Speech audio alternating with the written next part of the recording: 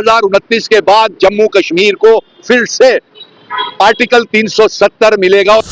Writ petition Delhi में दायर करने जा रहे हैं और काबिल तरीन वकीलों के साथ हमारा राब्ता है कि अगर वो 5 दिसंबर की 13 जुलाई की छुट्टी मांगते हैं तो इसमें क्या बुराई है। ये बीजेपी के नेता MLA, member parliament Sitender Singh, Jugal Kishore, Tarun Chugh और या पीएमओ ऑफिस से भी कोई आ सकता है, मिनिस्ट्री ऑफ होम अफेयर से भी इसके ऊपर डिबेट कर सकता है कि आर्टिकल 370 2029 में कैसा आएगा। अब अभी भी और 2029 तक इस दावे के ऊपर कायम रहूंगा जो आज मैंने ये बयान दिया है कि 2029 के बाद जम्मू कश्मीर को फिर से आर्टिकल 370 मिलेगा। और यही नहीं, जिन शर्तों के ऊपर जम्मू कश्मीर का इल्हाक सेशन भारत के साथ हुआ है वो शर्तें भी लागू की जाएंगी।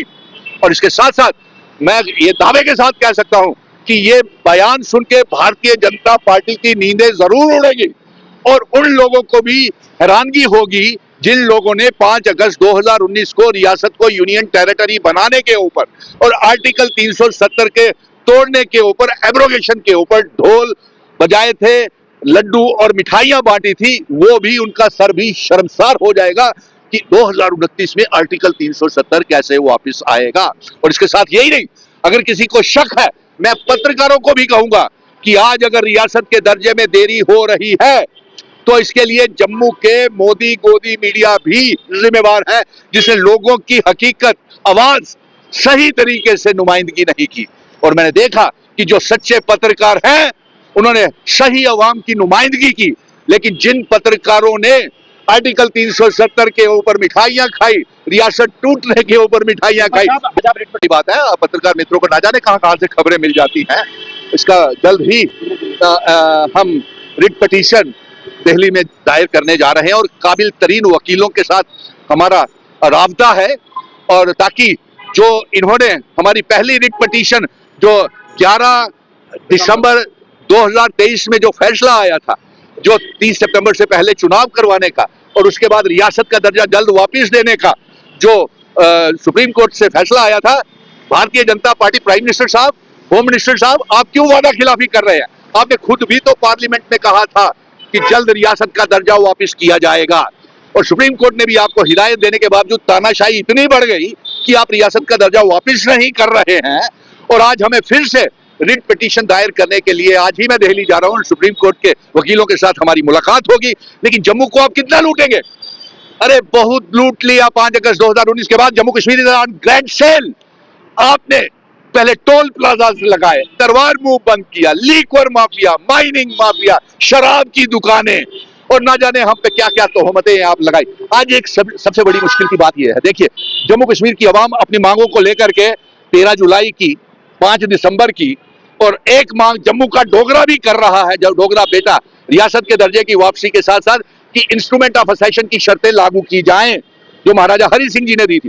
दूसरा, महाराजा हरि सिंह जी 26 अप्रैल डेथ एनिवर्सरी की छुट्टी की भी हम मांग कर रहे हैं। पत्रकार मित्र मुझसे ये पूछ रहे थे कि जो 13 जुलाई और जो घमासान मचा हुआ है 5 दिसंबर के, जिसको उमर अब्दुल्ला साहब ने लिखा है लेफ्टिनेंट गवर्नर को, उसको लेकर के मुझे क्या कहना है। तो देखिए, मैं ये कहूंगा कि जम्मू कश्मीर में कश्मीर और जम्मू 2 रीजन है, और जम्मू रीजन में 2 खिते और है, चिनाब वैली और पीर पंजाब। हर खिते की अपनी अपनी एस्पायरेशंस, मांगे, कल्चर है। आज तो सारा 1 करोड़ 30 लाख अवाम जम्मू कश्मीर की हिंदुस्तानी है। पहलगाम के हादसे के बाद उन्होंने जम्मू कश्मीर को अपना मुल्क पहले भी मानते थे। यही तोहमत लगा करके हमें प्रोवोकेट जम्मू वर्सेस कश्मीर, हिंदू वर्सेस मुसलमान करते थे। अरे वो तो चुप खामोश तो बैठे हुए हैं।